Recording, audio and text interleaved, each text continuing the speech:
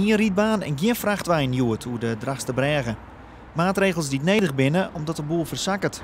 Van de morgen hebben wij tijdens werkzaamheden, normale monitoringswerkzaamheden, geconstateerd dat er een verzakking optreden is in de Bregen. Op zich net schrikbarend, maar dat was een reden voor nader onderzoek.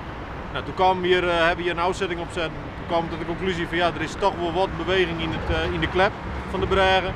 En we zijn van nou het vrachtverkeer er even uit, maakt het een onderzoek makkelijker en we moeten toen even de Bregen een pikker hier met dicht hebben. Nou, vandaar dat we dat even die eigenlijk uit voorzorg.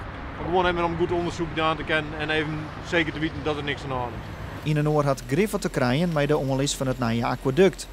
Oude weekend hebben wij de tweede helft van het kanaal leegpompt. Dat moest gestadig aan omdat er allerlei bewegingen in de damwand komt, dus dat moet heel voorzichtig gebeuren. Dat is nou lukt. En Mandy hebben de tropbraak gemaakt in de damwand, van die ene helft naar de andere helft, zodat we nou de verbindingen in feite hebben.